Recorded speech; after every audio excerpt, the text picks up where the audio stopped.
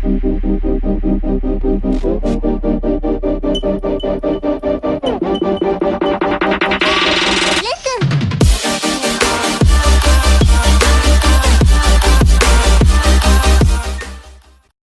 and welcome to the Corner 3 show, or should we say the Corner 2 show. As you will notice, there is no Alex Mack here currently. He should be back for the NBA show, but my name is Zach. My name is Ross. And let's get right into it. As you know, as a Pacers fan, up and down week last week. A lot of Pacers fans were probably stuck to their phones, Twitter. Maybe if you have two phones. Maybe you were stuck to your computer all day on Thursday. A lot of things happened. A lot of rumors for Paul George being traded. But let's focus on the games first. First game we had was the Pacers played the Grizzlies 102-92. Got a win, welcoming back Thad Young. Ross, I think you wrote even a little bit of an article on iPacers.com about that. Yeah, you can go read it if you'd like. I think it was entitled Christmas in February. We'll talk about that in a minute. But that ended our 6-game losing streak. It ended a long losing streak regardless. So it was a nice overall performance. Pacers led nearly wire to wire. I mean, after the first quarter, I think it was close, and then they took control in the second. Outscored the Grizzlies' second and third quarters by at least 13 points. Grizzlies never really threatened since after that. It was nice to see Thad Young back in the lineup after his injury. It was a big, we missed him, obviously. The biggest shocker, though, as I titled that article, Christmas in February. So Al Jefferson's out. Yep. Dental pain is what it was called. And I guess emergency root canal. Yeah, emergency root canal I read today. Obviously, that's no fun. No, root canal is literally the worst thing ever. I would never do it again. Pull my tooth out. You've had it a couple times? Oh, I hated it. I hate it with a passion. My wife's a dental hygienist. I've never had it, and I hope I never have to. Just have the teeth pulled. Who cares if you have a gap in your teeth? Anyway, so he was out. So everyone thought the backup big minutes would go to Kevin Seraphin. They actually went to Rakeem Christmas, our constant D-League player of the year. He got some minutes and played well. I think we were all very surprised to watch that happen. Yeah. What'd you think of seeing Rakeem play? I was shocked. I was sitting there watching the game, and all of a sudden... What's he doing up? Yeah, this dunk happens out of nowhere, driving to the lane. I'm like, who the heck was that? And it's like Rakeem Christmas. I'm like, oh my gosh. He's like, I knew they called him up from the D-League, but, the Pacers call up a D-League guy every week, and they never play. He had 14 minutes, 4 points, as we'll talk about the next game as well. He has a continued theme with foul trouble. But you know what? I'd rather see a guy out there hustling, playing defense, and getting those fouls because he's going to be there to come in for a short period of time. He can scrap. So throw the body out there. I liked it. Thought it was a good overall team effort. Like you said, the bench played well. I mean, if you look at the stats, Marc Gasol, 12 points. Mike Conley, 10 points.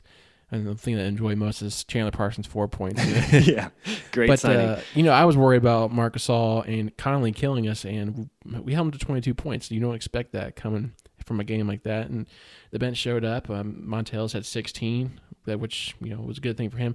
And then you got Lavoie, another double-double coming off the bench. So Christmas, it's good to see him get his minutes. Hopefully they can keep this up. Obviously, going into the Heat game, which we lost 113-95. Not something that carried over. Paul George ejected early in the third quarter, I believe. Yeah, it was early, or arguing a call. I think he said the magic word, and the ref used that. Yeah, and I thought I heard that someone said the ref didn't know Paul had an earlier double tech was called. Yeah. So I think if the ref knew that Paul had a technical already, I don't think they would have called it on him. But still, at the same time, for the past year and a half, Paul's been complaining a lot. Whining about how he should get calls, things don't go his way. At some point, we've talked about this, probably one of our early podcasts and shows, you just got to stop whining and play. Mm-hmm. And as you brought out, I think we talked about, it was a bad team effort. I know they kind of made a run without Paul. They went on a little bit of run, took the lead in the third quarter, and then Miami went on a 12-4 run. And then the fourth quarter, again, they went on another 12-4 run. Yep. So that gap just took away any hope the Pacers had. I don't know, what are your thoughts on Paul George getting ejected? Well, going into that fourth quarter, they were only down 4 points. They were in that game, and then they gave the end. Last quarter was 30-16 in favor of the Heat, and they just put it away there at the end. We've talked about this all season. A lot of the Pacer fans have talked about it all season. Paul George, we love him, but his constant whining to the officials, it's like he thinks he wants to be treated like the superstar, and he is a star. But when you're complaining, the other team's playing 5-on-4 and you're giving up an open whatever, and then now he's getting technicals on top of it. It gets frustrating as a team, fans to watch. It's been bad 2 games for him since the trade deadline. Yeah, I wonder if that's in his head a little bit. I wanted to mention, though, with Christmas, it's been brought out by other Pacers blog guys and on Twitter at least. The reason that everyone's been, well, not everyone, but people have been wanting to see Christmas at least run is we have an issue besides Miles Turner with bigs who don't roll hard to the rim, who can't finish the pick and roll down. You know, like Al Jefferson's going to sit on the block and do his thing, but he's not going to roll hard to the basket. Seraphin is the same. Lateral quickness. Exactly. Whereas Christmas, you saw he turned and ran. Dunk and a layup, both right on the front of the rim. Nice to see some hustle, right? Someone tweeted, "Who's that small forward out there?" Yeah. Who's this? It's a big man. I mean, this game, obviously, 16 minutes, 4 points, another 7 rebounds, which is something we've struggled with all year. We're not as bad as the Celtics, but we're pretty bad. On rebounds, But again, it's personal fouls. He gets taken out pretty fast because of his foul trouble. But that's like I said in the last section we talked about. He's probably really hyped to get into NBA games. He's probably excited. He also knows he needs to get out there and give them energy and some good minutes. So I don't care if he fouls out. He's an extra body we haven't been using. So throw him out there if you need it. I mean, might as well. When you're struggling, you got to see what you got on the bench there. Like that's why I kind of want to see a little bit of Joe Young this year. I don't know what's taking so long with that. I mean, Seraphin, I was playing decent, but I was surprised that they threw Christmas out there. But if he can stay out of foul trouble, he could be a benefit to this team. Definitely. Leap off the bench for sure. Definitely. We got a question? We do have a question. Not Mr. Miller. Thanks for the tweet. He brings up an interesting question. With Brandon Jennings getting released by the Knicks, do the Pacers go after him? As some of you on YouTube or the podcast may not know, the Knicks were releasing Jennings, I believe, this morning. Yep. And Luis Scola got released too. We're not going to go after him, but I'm just... that was probably after Mr. Miller sent this tweet, so that's probably why. But what do you think, Ross? Is it something they go after? Or? Backup point guard like Brandon Jennings. I don't think so. I don't think the Pacers are going to go after that. I mean, besides his beef with Joe Young, guys getting fights with the Pacer guys, I don't see what he brings to us that the Knicks saw that they didn't need either. If the Knicks don't need him, Pacers don't need him. The Knicks aren't that great. I mean, so if they're getting rid of him, then what's that say about Who's him? the Knicks' backup point guard? I honestly have no clue. Behind Rose. I mean, I don't keep track. Yeah, I was surprised that they did that. I heard they were clearing up spot for some D-League guy. Like, probably. Why? He's more... He. I think if we signed Jennings, we're just running in the same issue we're having now, is a guy who's not going to be a playmaker and necessarily distribute the ball. It's probably more of a go out there and try to get points guy. The same thing we already have with Brooks and Monte Ellis. He's a better Brooks. Yeah. Yeah. So I honestly don't think they're going to go after him. I'd seen reports where the Wizards were actually interested in going after him. So you'd have Jennings as your backup behind John Wall. The Wizards are very intriguing going forward. I mean, they've been kind of this meh team for so long. They went out and got Bogdanovic and at least short up their bench. And if they get Jennings, that's a decent backup point guard. I don't know. Good for the Wizards. But. Well, I think they know they need to do something just because what the Raptors have done. Yeah. Going out and getting some players, which, if you look at the roster, Celtics didn't do nothing. Wizards made, what did you say? I can't pronounce his name. Bogdanovic. I don't know. I think they realize they need to do something, so they got to bring somebody in. Because right now, to me, the biggest threat is probably the Raptors now. Just because getting Ibaka and you got PJ Tucker in there now. So that team. Yeah, looks good. So sorry, not Mr. Miller. I do not think the Pacers. Don't go out and buy a Brandon Jennings jersey just yet because it ain't going to happen. That's right. Pacers right now are 30-29, 7th in the East. We've dropped down one spot, but that 6, 7, 8 spot is all really close as it is. Is my bold prediction going to come true? What was you said 8? I said the Pacers would drop and be the 8th seed going into the playoffs. Where are we at from the 8th seed? If we're only 2 games up on the 8th seed. Yeah. Oh boy. Right above the Pistons. Shout out to the Pistons. Man, if you look at the records, what are we, 30-29? If we would have split that 6-game losing streak and went 33-26 right now, we'd be the number 5 seed. With a spitting distance of the 4 seed. Right there. Yeah. That's depressing. Well. You want to get into more depressing stuff? Yeah, what are we going to talk about, Ross? So you mentioned the trade deadline was last week, and we thought it would go, maybe the Pacers pick up some help off the bench to keep Paul George happy. And then it starts to turn to maybe we'll trade Paul George. And we all thought that's ridiculous. Ain't going to happen unless it's a huge deal. But then some big names. Who is it? Sam Amick on Twitter says George is hell-bent. That's his exact phrase. Hell-bent on going to the Lakers. If it's not in a trade, it's through the offseason. So if that's the case, maybe the Pacers should look to trading him. Then all kinds of stuff started coming out. I didn't hear any specific trade packages, but everybody's assuming Celtics. There's another one I can't remember. Oh, Nuggets was actually in play. Nuggets offered. The Hawks offered. Deal Hawks. The rumors I was hearing, Pacers ownership wanted to at least pursue, at least hear the offers, whereas Larry Bird was just saying no. He was shooing everybody away, but with PG having a player option next year, almost guaranteed to turn it down or not accept it so that he can sign a larger contract because of the CBA going up and all that stuff. You got to at least hear what his going rate is, for this offseason and before the trade deadline or the draft. If he doesn't make that all NBA team, he doesn't get $209 That's million. the biggest thing. Like if he doesn't make an all NBA team, the Pacers don't get to offer him that extra bump, and therefore when he's a free agent, we Pacers are on the same level as every other team. Yeah. It's all about our cap space now and how much does he really like it in Indianapolis. Someone tweeted that I saw on Twitter that night, after last 2 nights ago's game. They said, is Paul George playing this bad on purpose so he doesn't get the all-team? We're all going to overanalyze Conspiracy theories are coming out already. Well, I was talking with a Pacer fan, Evan Smith. He had a great thought. I mean, if he truly is your star and the player you want to build around for the continuing of your future, wouldn't you call him in and be like, hey, Paul, I just want you to know you're going to hear a lot of stuff. We're just looking. We're not actually looking to trade you. And actually, do you want to be in on this discussion? Now, I've heard other side of that argument. He's an employee.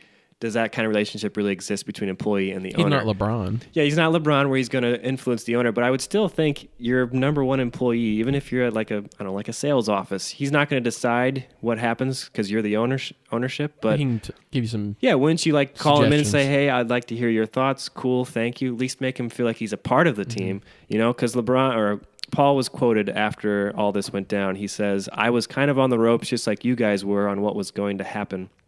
It was kind of a dark moment of uncertainty. That was the frustrating part. You want me to be your guy here. I thought I would have been in the loop a little more than that. Ew, that doesn't feel very good, right? I don't know. I feel like he, these rumors that the Celtics were offering some picks. Finally, they were being heard by the Pacers. There was another rumor Pacers were talking about moving some players to make room for this trade. And then all of a sudden, that's when you talked about that Sam Amick trade where or a tweet, and he said, PG's hell-bent on going to the Lakers. Yikes. So part of me thinks, is PG's agent out there he's throwing this stuff out there that way that the Pacers don't make a trade, so the Celtics are like, oh, well, we were offering you the 2 first-round picks, but I just saw this tweet saying from his agent, or his agent just called me and said, he's not going to sign with us, so I'll offer you these guys and 2 second-round picks. Yeah. It's kind of like what happened with DeMarcus Cousins. His agents screwed the Kings over, and so instead of getting 2 first-round picks, they got 1 first-round pick and a second-round pick because his agents were behind the scenes saying that he's not going to re-sign with the Pelicans. Yeah. So, that could be something that's going on. Also, you got to think about it from Larry's perspective.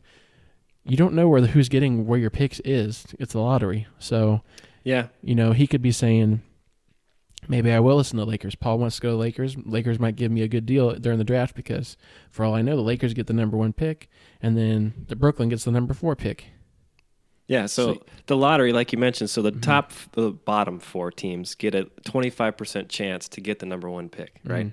So it's not a guarantee if you're last that you're going to get the number 1 pick anymore. They've changed it up to make it a little more exciting. So if you did trade with the Celtics and get that I have a feeling, I was going to put it in our Pacers discussion. We have a group text going, but I have a feeling that this, around the NBA draft, after the lottery, this is all going to come back again because then for sure. Everybody will know their positions, and then Bird will say, okay, you have the number 1 pick now we'll talk. Once it's locked in, I totally agree with you. It's going to be a discussion in the offseason until he signs. If he signs, he may then sign with knowledge that we're going to trade you because now we know draft picks. Money.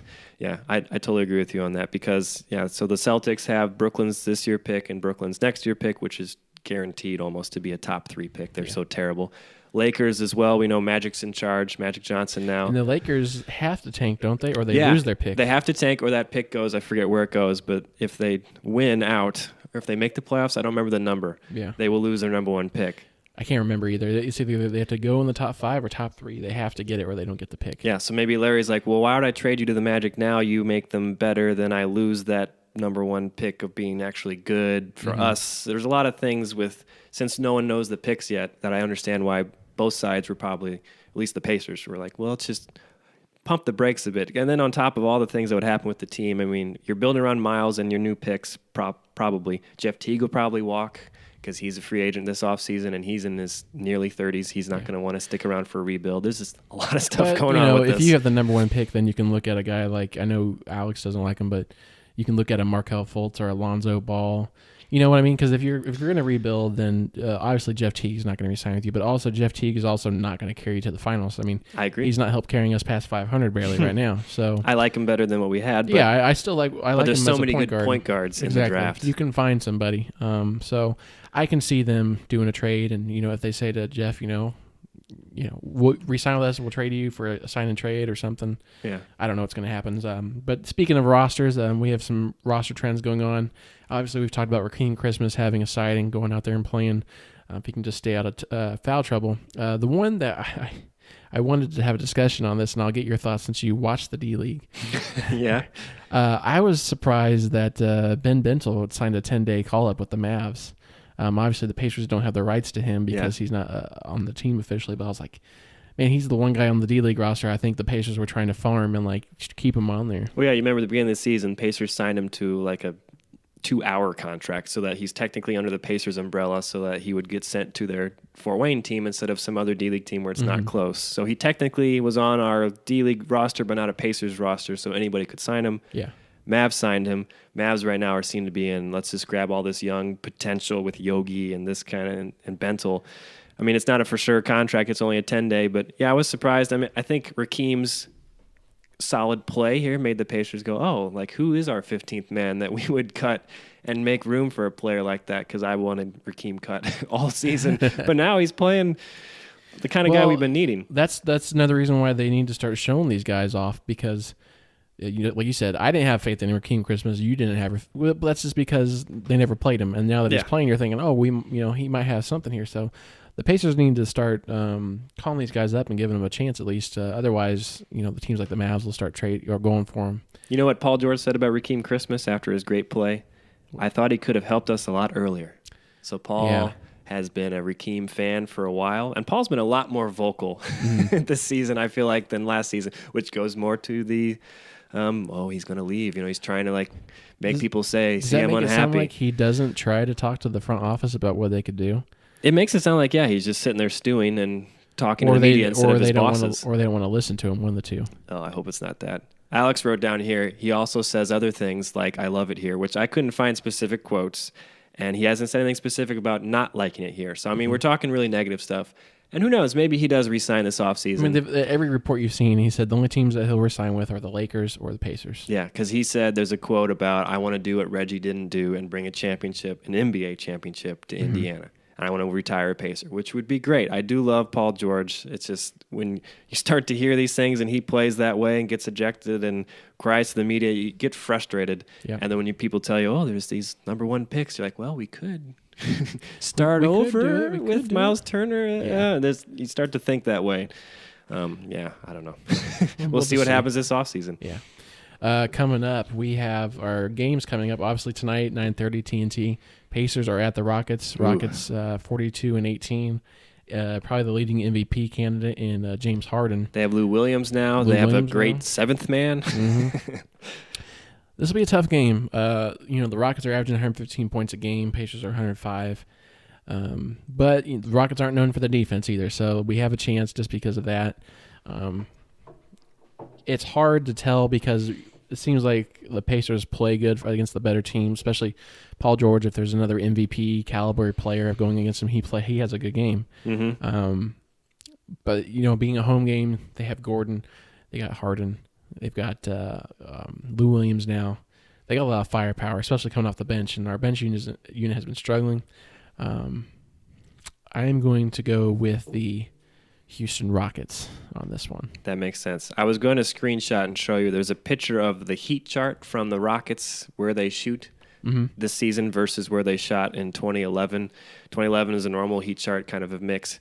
This year, it's literally twos, like in the paint, 3 feet from the basket, right at the rim, or threes. There is nothing in the middle. That is all they shoot. And the Pacers are the worst defending the three. This could be a 140-point game for the Rockets, at least. They may go for that record. Yeah. Well, if you think about it, it's if they're that close and they're at the three-point line, it's drive and dish. You collapse the defense, throw it out to a three-point shooter. Or you space out the floor, and then you have a guy who can drive like Harden, and he gets right to the rim. So I can totally see why they have that shot chart. And Daryl Morey's all about analytics. So an easy 2 at the rim or a 3. 3's worth more than 2. It's simple math when it comes down to it. Who we got next, Rob? Yeah, so I'm taking the Rockets too. You got the Rockets? We don't know what Alex's picks are. I'm sure he's taking the Rockets as well. But then the next game, so that's what, 2 nights later? 2 nights later, we have the Spurs. 2 nights later in San Antonio. This is game 3 of the 5-game road trip.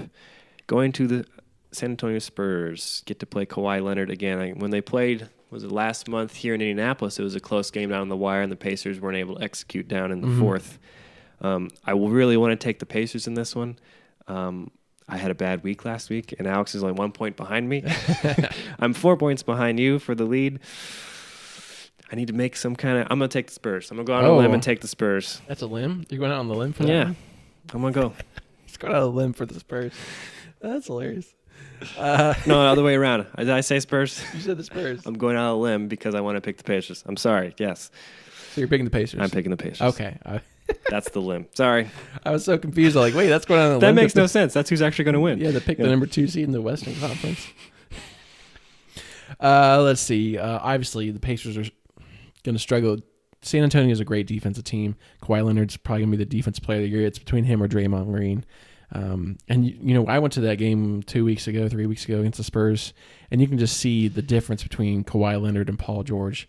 I've always said Paul George needs to bulk up, but I mean, Kawhi Leonard, it looks a lot bigger than Paul George. He's wide.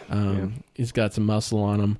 And you could just see his quickness on defense. I mean, when Paul George coming down the court, Kawhi Leonard fell down, got back up, stole the ball from behind.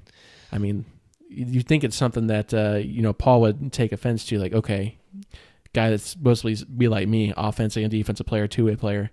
And Kawhi Leonard, had a really good game that night. So, home game, Spurs are the Spurs as usual. I'm going to take the San Antonio Spurs. Makes sense. I mean, the only chance Pacers have is LaMarcus Aldridge has the same game he had in Indy where he shot terribly. Because if both those guys are on, it'll be a long night. Which he hasn't had a great year this year. He's just he wasn't in the All-Star game. Yeah, he cried about that. Well, number 2 team in the West, and they only got 1 All-Star. Well, you're playing like crap, so... Yeah. You know what you're signing up for when you go to San Antonio. You're not going to be getting 30 points a night and be the focus of an offense, especially with Popovich as your coach. Exactly. Who do we have next? We have the Atlanta Hawks. We'll be playing them on March 5th. I think our first matchup with the Hawks we lost. I think we're 0-1 with them in the series. And this is a confusing team. You'd think the Hawks would... be a lot better. They ended up trading Corver, and then they threatened to trade. Well, not threatened, but they put out there that Horford was available. I mean, Millsap was available. I got them confused. Dwight Howard's been showing up occasionally. He'll have a double-double here, and he'll be off for a little bit. And Schroeder, he just hasn't had a great year. He's been average, I would say. This is a game where I feel like I'm going to regret it, but I'm going to take the Pacers on this one. I feel like the Pacers should win this game. Yeah. I haven't been impressed with the Hawks this year. Yeah, you said that you thought the Hawks should be better. At the beginning of the season, they should have, but then they traded away Corver and some of their other... They did another trade. Mike Scott, I think, is gone now, too, but he's not really a core piece. But now I feel like they should be worse. Like, how are they still in the playoff hunt? They don't really have... They just have Millsap now and Schroeder, and he's not really pushing the needle anywhere. Yeah. I feel like they should be worse. This should be a win for the Pacers. What are the Hawks the last couple games? They are in 5th in the East. They're 4-6 in their last 10. Maybe... They are finally realizing they're not that good. I'm going to take the Pacers here as well. I should take the other side to make up some ground, but we'll go with that. I'll take the Pacers. You're taking the Pacers, okay. Yeah. Before we get to the corner 3, I saw something online, and I wanted to see, Ross, you're all about the trivia. Oh, okay. Ross, who is leading the Pacers in steals? It's not Teague, then. Are you trying to, trick me? I don't know. That's not a trick question. I'm just asking a question. Monte Ellis. Thad Young. Nice. See, that's 91. The little things. That's why when he was out for that 7-game stretch, even though his stats aren't packed with 20-point games. Yeah. I feel like he does all the little things I was that shocked. we miss. I mean, I was like, NBA.com. I hope you're right, because I thought it would be Monte Ellis. Yeah. But according to what they have on here, it's Thad Young. Go Thad Young. Missed you. All right, so Pacers fans, as you know, we usually do corner 3 at the end. We haven't been able to do it the last couple of weeks of the Pacers show. I think it's just a brain fart on our end. We usually do it at the end of the NBA show. But our corner 3 for the week is what are our three favorite things to go with the corner 3 about Bankers Life Fieldhouse. Conseco Fieldhouse. Or I still call it Conseco, but the Fieldhouse. The Fieldhouse, yeah. Or as was Mark Boyle call it, the world's greatest basketball arena. It is. It's actually been voted, right? You're going to say it wins like every year, like at best least in arena. the top 5 in NBA arenas. It might not win. It may have not won last year, or maybe not this year because there's new arenas. But in the past 5 years, it's still been ranked number 1 for NBA teams. Yeah, I totally agree. First off, thing for me that I love about Bankers Life Fieldhouse is there's really not a bad seat there. Yeah, it can be steep at times when you get towards the top and you can't afford a good ticket that night. Yeah, but your sight line is never obstructed. I know there was issues with that at the Market Square because everybody was on top of each other there. Yeah, there were some instances of that, but I mean, really, if you go there's not a bad seat. I've sat in every section or level available, I think, and compared high to low, I totally agree with you. Even personally, I like to sit right in the middle, like the Craig DeVault level, because I feel that's the best bang for your buck, and that's even better than the floor sometimes, unless you can get really close to the floor. Yeah. That's totally different. But yeah, I agree with you on that. Not a bad seat in the house. Great. I want to go with my first thing, the entryway. The lobby? The lobby, the whole... Nice and open. What do you call it? The rotunda. There's a good word, right? So the board with the ticker, like the old train station, big open, old school feel to it. And like Hinkle, I've been told. I've never been to Hinkle. I'm sorry. I'd like to go to Hinkle someday. Alex was supposed to take me. Punk. I can talk about it since he's not here. The whole entryway, and then if you do have floor seats and you walk right straight in, and you walk, and it just opens all up in front of you. I've only had that once. It's really cool feeling. Yeah, it really feels like you're at a game. I also like I like the windows. Not a lot of people know, but Bankers Life Fieldhouse kind of like Hinkle and I can't think of the names where Kansas plays, Kansas Jayhawks. Yeah. Bankers Life Fieldhouse has windows, and when they have the curtains open, it's pretty cool to see an NBA arena just be all open. I know the Kings have kind of done that with their new arena in the entryway, but it's kind of an old school look that the Bankers Life has, and I think that's pretty cool on their end. Nice. What's your Windows. second one? Second thing, the new video screen, the new center thing. We were the first ones to do that. Awesome. I mean, I never really cared to eat before, but now it makes the no seat in the house is bad even more so because you have the massive TV. Yeah. When you go sideline to sideline, it's literally the whole length of it. That is awesome. My friend went to a concert the other night, said they raise and lower that when there's concerts and stuff. Yeah, they do. Yeah. When that was put in, that makes that whole intro when they do the ABA thing really cool. Yeah, I agree. I mean, that screen is pretty sweet. My first year of having season tickets was when they did that, and I was like, oh, yeah. This is worth it. This is worth it. Way to go, guys. And then my third thing, this might not, I guess you could say it's Bankers Life Fieldhouses. I think it's pretty cool that fans can get an autograph from Larry Bird. Bankers Life allows fans to go up to him during the time in breaks. Have you done it yet in a while?